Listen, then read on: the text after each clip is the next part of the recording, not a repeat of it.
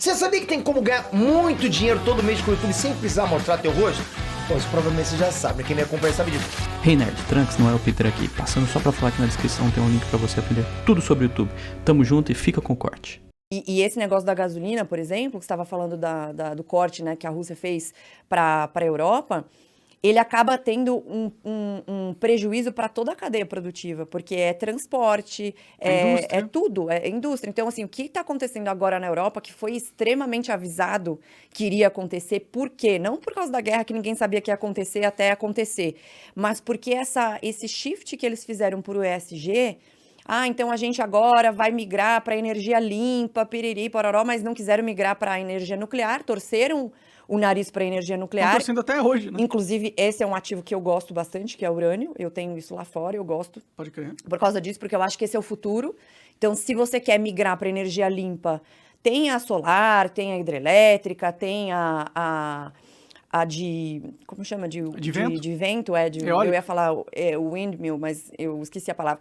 E você tem essas, mas para você fazer uma transição de verdade, você precisa pensar isso ao longo do tempo. Elas são muito caras, tem outros impactos ambientais envolvidos, que não é só a da utilização em si, mas da produção de uma bateria, por exemplo. Então, um carro elétrico, a produção do carro elétrico, ela é mais dispendiosa para o meio ambiente do que é um carro normal a gasolina. Então, você tem que mensurar tudo isso. E essa agenda 2030 de vamos fazer tudo às pressas, essa agenda que eu chamo de agenda ecoterrorista, ela acabou causando esse problema na Europa. Então, a Europa está com o perigando de passar frio no inverno.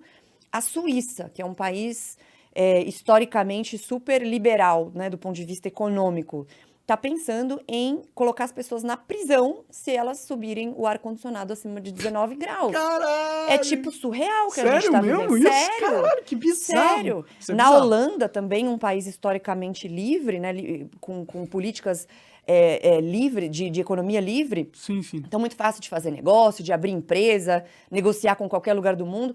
A Holanda, agora o ministro recentemente, eu não sei o nome dele, mas o ministro de Agricultura da Holanda renunciou por causa dos protestos, que eu não sei se você viu uns protestos dos caminhoneiros lá, do pessoal do setor do agro. Então, a nossa mídia, infelizmente, não fala muito disso. Aliás, não fala nada. A mídia só não fala merda hoje em dia. Eles não falam. E tem acontecido protestos na Holanda porque eles passaram uma regulação para reduzir a produção de comida. Então, assim, a gente vai estatizar algumas fazendas, vocês vão parar de produzir a quantidade X que a gente quer produzir de gado, porque isso prejudica o meio ambiente. Então, quer dizer que as pessoas vão ficar sem comida ou a comida vai ficar muito mais cara para os mais pobres. Caralho, que burrice, mano. Uma coisa muito louca. O Canadá está indo nessa mesma linha. Então, assim, mesmo países historicamente, economicamente livres, com governos mais progressistas, né? Então, Estado e governo são coisas diferentes. O Estado, ele demora um tempo até ele se tornar um Estado mais interventor. Depende da quantidade de vezes que o governo atual e os próximos fizerem esse shift para essa linha. E esses governos estão fazendo isso. Então, essa história específica da energia, ela é muito grave porque ela tem sido feita há anos. E aí, depois que veio o Putin, o que ele pensou? Bom, a Europa está dependente de mim totalmente, do petróleo e do gás. Existem algumas pessoas, até um secretário-geral que é dinamarquês, o sobrenome dele é Rasmussen, ele foi inclusive primeiro-ministro da Dinamarca. Ele falou, o Putin estava financiando ONGs na Europa para falar sobre clean energy. Então, ele punha grana nessas ONGs, para essas ONGs falarem, vamos parar a produção de petróleo, a gente não quer fracking, a gente não quer extração, tem que proibir oleoduto, tem que proibir tudo. Isso na Europa, principalmente, nos Estados Unidos também, mas principalmente na Europa. Depois de um tempo, eles começaram a fazer essa troca de petróleo e gás para solar, etc., e não a nuclear, fecharam as plantas nucleares na Alemanha, que é uma burrice gigantesca, porque é a energia mais limpa que tem, você só tem que tomar cuidado com a forma como é feito o descarte. Também para não explodir. Exato, mas assim, é possível de fazer, claro, é mais barato e é mais limpa. Então esse, para mim, por isso que eu tenho urânio, volto a dizer, para mim é o futuro. Mas enfim, ele começou a fazer esse financiamento para essas ONGs, e essas empresas, essas ONGs começaram a ter um impacto muito grande nos governos. Aí os governos progressistas começaram a dão esse shutdown na produção, na extração e na comercialização, na distribuição do petróleo e gás. Que é uma burrice imensa, Uma burrice né? imensa. Porque Aí, eles estão e assim, como atacando os eu falei, recursos mais estratégicos do país, comida e energia. exato. E aí, petróleo, você fala, eu quero acabar com a produção de petróleo, etc. Não é assim. Você chega amanhã e você fala, eu quero acabar com a produção de petróleo. É possível você pensar em alternativas, em criar concorrência para isso, mas não sem assim acabar do com o que dia tem, para né? para noite e principalmente deixando as pessoas mais pobres, porque imagina que as camadas mais pobres da população são as que mais sofrem se um custo da energia aumenta. É mais caro para você tomar banho, é mais caro para você cozinhar.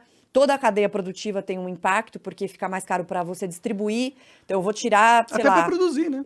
para produzir. Então, está se correndo um risco de colapso na Europa por causa desse problema da energia.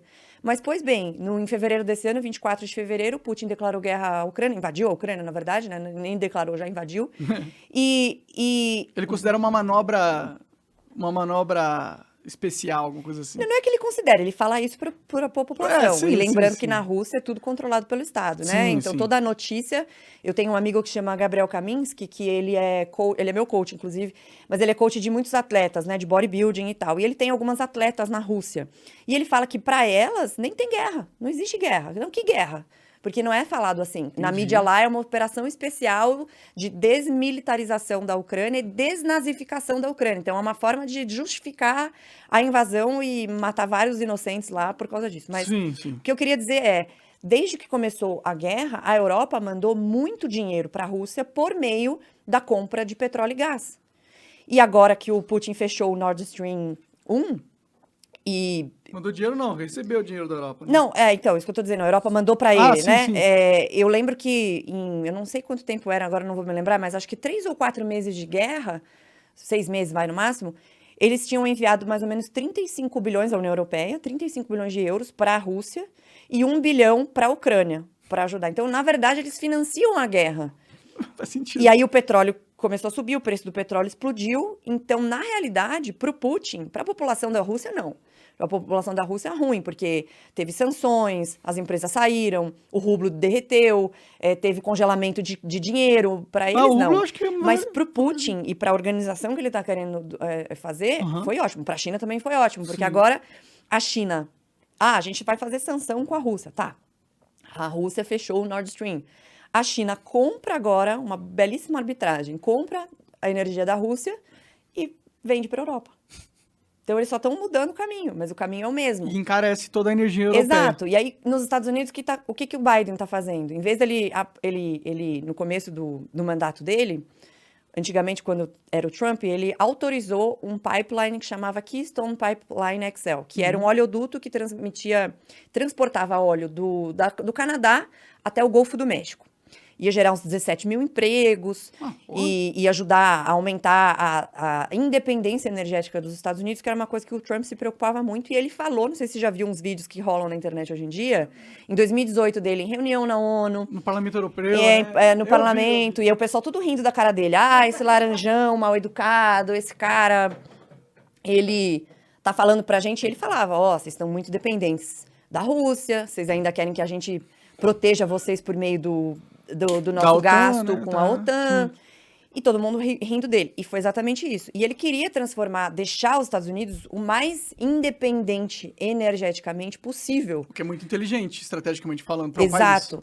Quando o Biden entrou, ele falou, não, porque a gente não pode, porque o ecossistema, piriri pororó, e fez um shutdown desse pipeline que ia gerar empregos, além de conseguir fazer esse transporte. Será que o Biden é um de agente óleo. russo? Então, né, falavam que era o Trump, que isso foi depois comprovado que não era verdade, né? Ficaram anos falando de um collusion entre Rússia e Trump, e não era verdade. E no fim das contas, quem está ajudando a Rússia é o Biden, né? Mas